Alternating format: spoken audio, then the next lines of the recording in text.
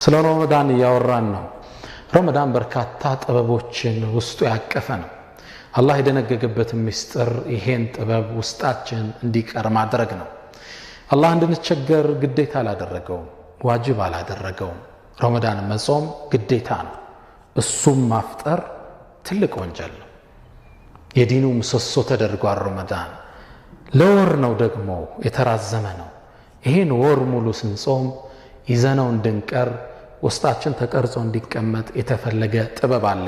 እሱን ጥበብ እያየን ያለ ነው። ረመዳን ከሚያስተምረን ጥበቦች ውስጥ ቀጣዩን ክፍል ለእናንተ ላቀርብ።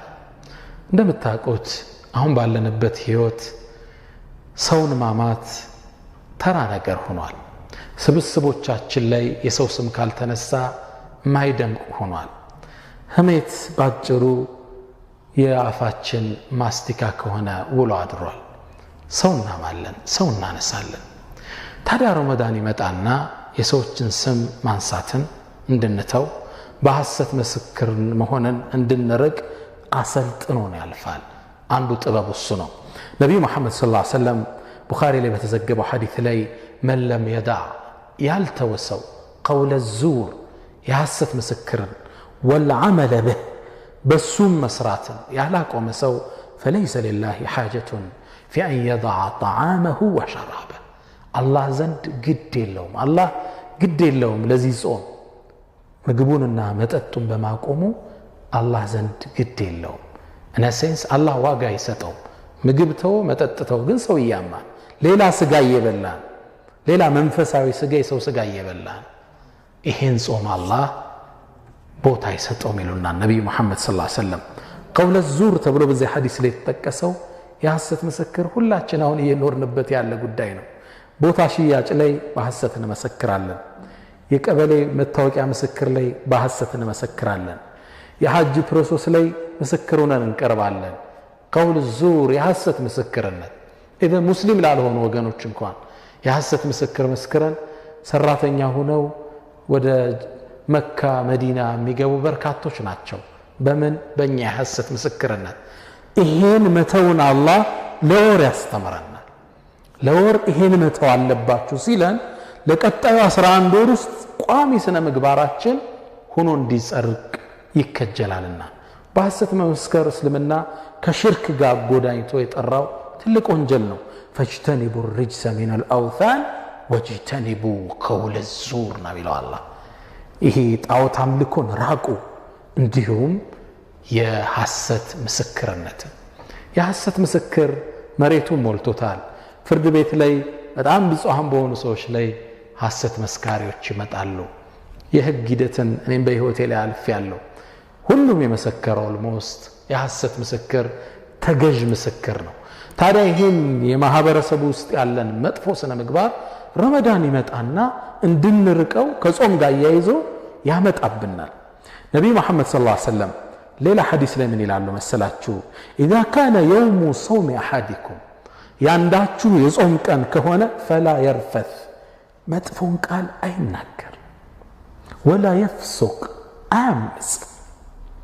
فإن سابه أحد أو قتله አንድ ሰው ከተጋደለው ወይም ከሰደበው ትግስት የሚያሳጣ ነገር ከተሰራበት فليقل إني صائم እኔ ጾመኛ ነኝ ብሎ ይለፈው። ሳትነካ መታገስ ያለን ተነግተህሳ ሰው ሰድቦ ሐዲሱ ሚለየ ነው። فإن سابه አንድ ሰው ቢሰድበው በእናት ሊሰድብ ይችላል፣ በስራ በብሔር በከለር በጣም ስሜት የሚጎዱ ስድቦች አሉ። ያንን ተሰደብክ የጾምህ ቀን ላይ ነህ። ረሱል ምን አሉ? ዋጥ አርገዋል። ከዛ ምን ብለህ እለፍ? ጾመኛ ነኝ ብለህ እለፍ።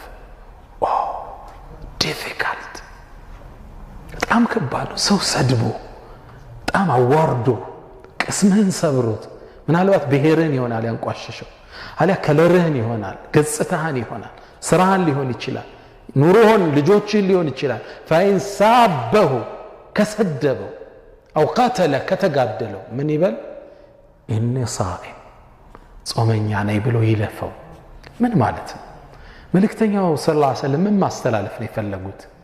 ውስጣችን ትግስትን ተሰድበህ መቻል፣ ተበድለህ ተሸክመ ማሳለፍ ከባድ ነው አይደል? እስልምና ማሰልጠን የፈለገው አንዱ ይሄ ነው።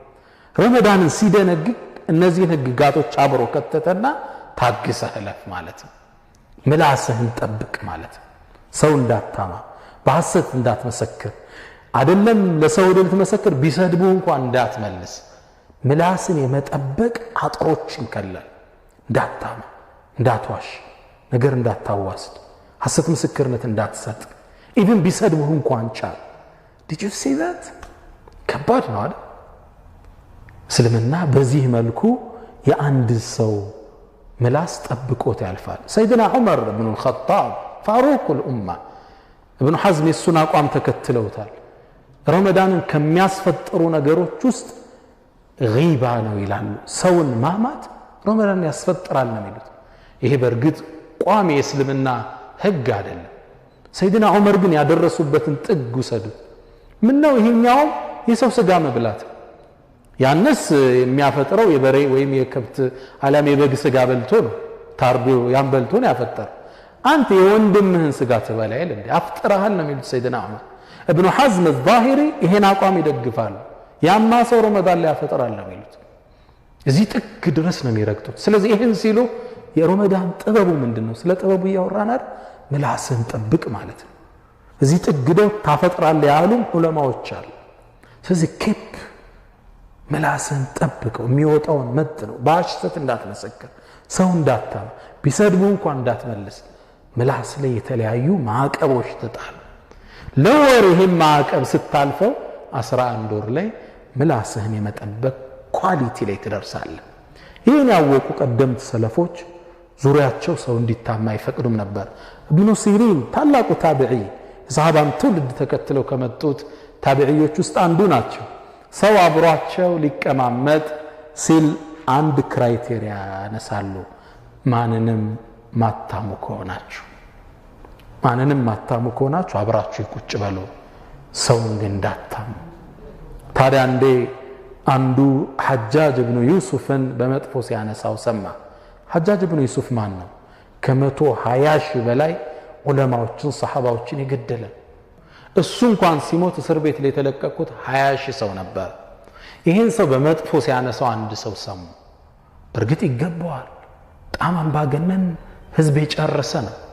ምን አሉት ግን እሳቸው? ያ ሃዛ አሉት፣ አንተ ሆይ አሉ إن الله يقتص للحجاج ممن ظلمه كما يقتص على الحجاج ممن ظلمهم. حجاج لي يبدلاتشو الله حساب እንደሚያደርገው ሁሉ ሐጃጅንም የበደሉትን እኮ ሂሳብ ያወራድባቸዋል።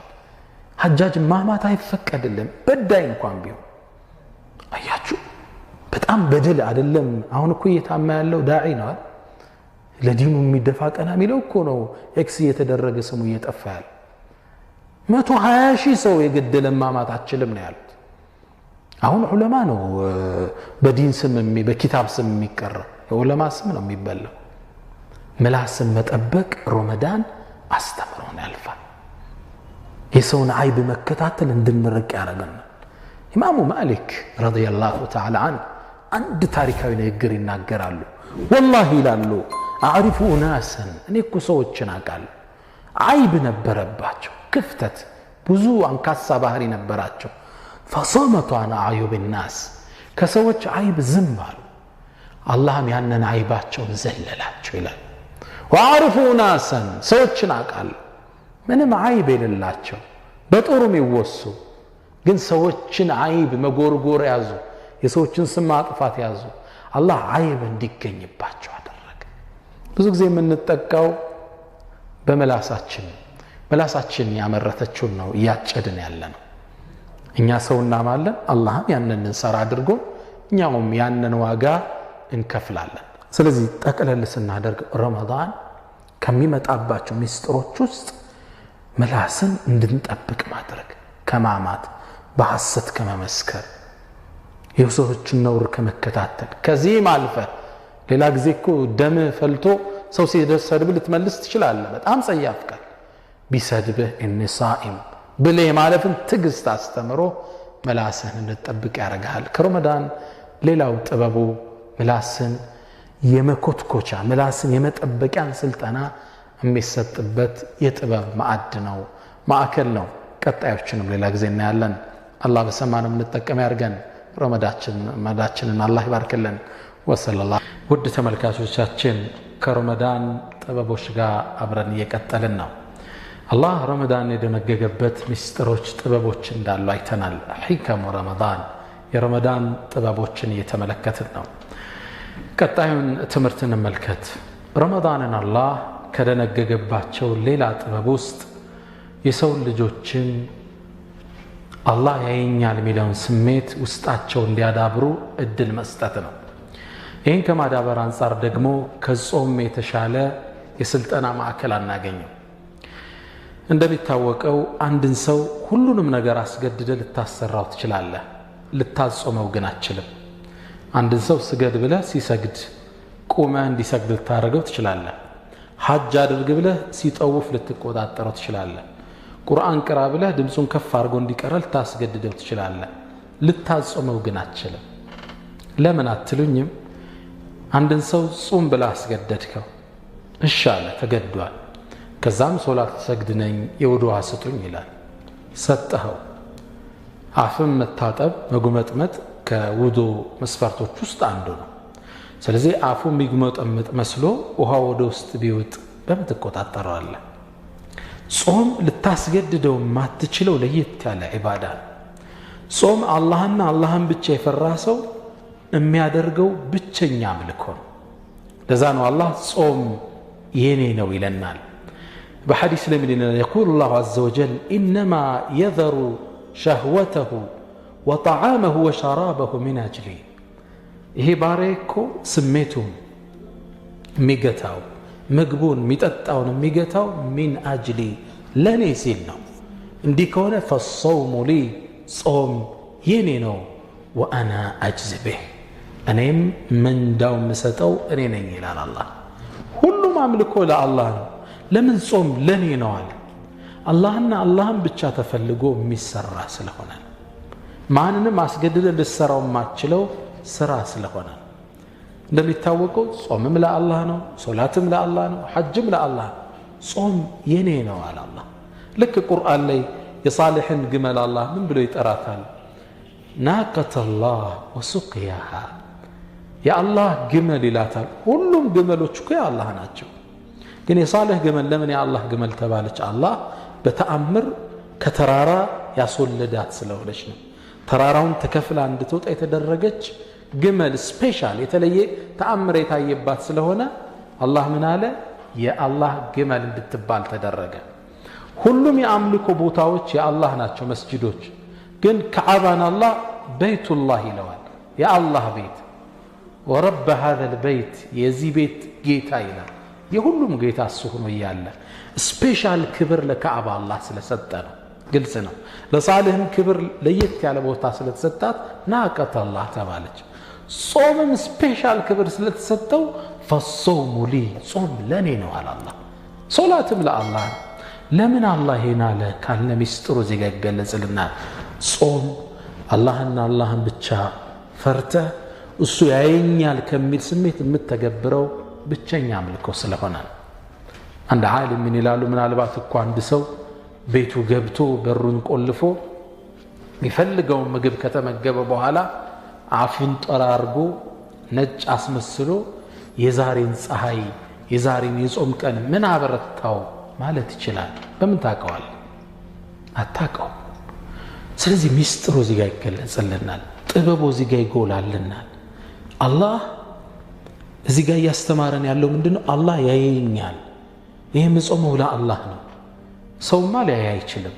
ተደብቀ ብታፈጠር ውዱ አረኩ ብለህ ብትጠጣ ማን ያያል? ማንም አያይህም። ስለዚህ ውስጣችን ምን ይዳብራል ማለት ነው? አላህ ያየኛል። አስተሳሰባችን ውስጥ ምን ይሰርጻል? አላህ እኮ ያየኛል። የምሰራውን ውስጠ ምስጢሬን ብቸኛ የሚያውቀው ማለት አላህ ነው። ይህን ስሜት ስታዳብር ትልቅ ሰው ትሆናለህ። ዓለም አሁን ያለችበት ችግር ምንድን ነው? ዓለም ያለችበት ችግር ማናጀር ከሌለ፣ የቢሮ ኃላፊ ከሌለ ስራ አይሰራም። ፖሊስ ከሌለ ዝርፊያ ይኖራል። አሜሪካ ውስጥ ለአንድ ሰዓት መብራት ጠፍቶ በቢሊየን የሚቆጠር ኪሳራ ውስጥ ገብታለች። ሁሉም ዘራፊ ሆኖ ማለት ነው። ሰው ተቆጣጣሪን እየጠበቀ የሚኖር እንስሳ ሆኗል። እስልምና ግን አሁን በጾም ምን ያሰለጥነን? አላህ ያየኛል። ማናጀር ባይኖር ለአላህ ነው የምሰራው። ይሄ ደሞዝ የተቀበልኩበት አይደል? እቃ አልሰርቅም። ለምን? ፖሊስ ስለሌለ ካሜራ ስለማያየኝ አይደለም። አላህ ያየኛል። ረቂቡን ወዓቲድ ኢላ ለደይህ ረቂቡን ወዓቲድ። ጸሐፊ መላእካን አሉ። አላህ ያያሃል። ላ ዩጋዲሩ ሰጊረተን ወላ ከቢረተን ኢላ አሕሳሃ። መዝገቡ ደግሞ የውመል ቂያማ የሚቀርብልህ ትንሹንም ትልቁንም የማይተው። ስለዚህ አላህ ያየኛል የሚለው ስሜት ዓለማችንን ሊያድናት የሚገባ ትልቅ ምስጢር። አሁን አውሮፓ ሀገር ውስጥ አንዲት የአውሮፓ ሀገር ስሟን ረሳዋት 100% ካሜራን አገሯ ላይ ገጥማለች። 100% ማለት ነው ሁሉም ቦታ ግባ ካሜራ አለ። አሁን አንዳንድ ሀገሮች ላይ የተወሰኑ ስትሬቶች ላይ ካሜራ አለ፣ አንዳንድ ቦታ የለም። ቅያሶቹ ስትገባ ይቺ ሀገር ግን ያደረገችው ምንድነው? ሁሉም ቦታ ላይ ካሜራ አለ at every angle። ስለዚህ ንብረት ብትዘረፍ የተሰረክበትን ቦታ ብቻ ለፖሊስ ታመለክታለህ። ካሜራ ዛካ ያለው ተፈልጎ እነማን እንደዘረፉ ይታወቃል። ዘርፈውም ከሄዱ በኋላ ካሜራው እየተከተላቸው የገቡበት ገብቶ ይዛቸዋል። ለምን የሰው ልጅ ለዚህ ሁሉ ካሜራ ጋጋታ ተገደድን ካለ የአላህን ካሜራ ስለረሳ፣ አላህ ያየኛል የሚለው ስሜት ውስጡ ስለወጣ ነው። ታዲያ ረመዳን ለዚህ ጥበብ መጣ። አላህ ያየኛል ብለህ ውዶ ስታረግ አንገት ላይ ጉሮሮ ላይ የደረሰውን ውሃ እየተፋ ስትጾም አላህ ያየኛል፣ ሰው ባያየኝ እኮ ሞቶ ነው አላህ ያውቃል የሚለው ስሜት ውስጥ ዳብሯል ማለት ነው። ያኔ ጠንቃቃ ትሆናለህ። ጥበቡ እየገባን ነው ወንድሞቼ፣ ወዳጆቼ። አላህን ፈርተህ ያየኛል ብለህ ከጾምክ ወር ውስጥ ምን ውስጥ ይዳብራል ማለት ነው። ለአንድ ወር ውስጥ አላህ ያየኛል። አሁን እኮ ውሃ ብውጥ አላህ ያውቀዋል፣ ስለዚህ ነገ ብሰርቅም ያውቀዋል የሚል አስተሳሰብ ውስጥ ይገባል። ሰው ባያየኝ ወንጀል ላምፀው አላህን አይገባም። ለምን? እሱ ያየኛል። ይህም ያለማምድህ ማን ነው? ረመዳን። ወመን ሕከመ ሲያም ከረመዳን ጥበቦች ውስጥ እኛ ስነ ልቦና ውስጥ አላህ ያየኛል የሚለውን ስሜት መፍጠር። የረመዳን ጥበቦችን እያየን ነው፣ እንቀጥልበታለን። ውድ የአገሬ ልጆች፣ የአላህ ሰላምና ደህንነት በእናንተ ላይ ይስፈን። ስለ ረመዳንና ስለ ጥልቅ ጥበቦቹ እየዳሰስ እንገኛለን። በርካታ ጥበቦችን ካሁን በፊት ተመልክተናል። ረመዳንን አላህ የደነገገባቸው ምስጢሮችን፣ ጥበቦችን ለማየት ሞክረናል። አላህ በዚህ ኡመት ላይ ለአንድ ወር ረመዳንን ግዴታ ሲያደርግ በአንድ ወር ውስጥ አሰልጥኗቸው ለ11 ወር ስንቅ ሊሰጣቸው እንደሆን በስፋት ተመልክተናል።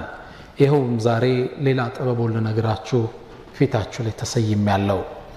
ረመዳን ጾም የሰው ልጅ ከአካሉ ይልቅ መንፈሱን ለማጎልበት የመጣ ታላቅ ምስጢር ነው። ይህ ምስጢር እሱን አሁንም እየተመለከትን ያለ ነው። የሰው ልጅ ከሁለት ነገር ተሰርቷል።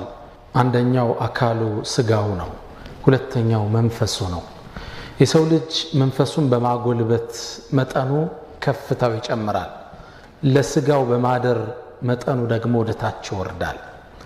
የሰው ልጅ መንፈሱን ባዳበረ ቁጥር ወደ መላእክቱ ዓለም ከፍ ይላል። ለስጋው ባደረ ቁጥር ደግሞ ኢላ አስፈለ ሳፊሊን ወደ አፈር እየወደቀ ይሄዳል። ረመዳን ላይ ጾም በስጋ ላይ ድል ያገኘበት ወር ነው። ስጋ ምን ያስፈልገዋል? ምግብ ይፈልግ ነበረ። ኖ አልበላም ብሎ ያሰው አለፈው። ኢማኑን አጠነከረ ማለት ነው። ኢማናችን እንደምታውቁት ተሐድሶ ያስፈልገዋል። ጀድድ ኢማነክ፣ ኢማንህን አጠንክር የሚለው ጥሪም ለሁላችን ነው። ኢማናችንን ደግሞ እንድናጠነክር ከሚረዳን ትልቅ የስልጠና ማዕከል ውስጥ ረመዳን ይገኝበታል።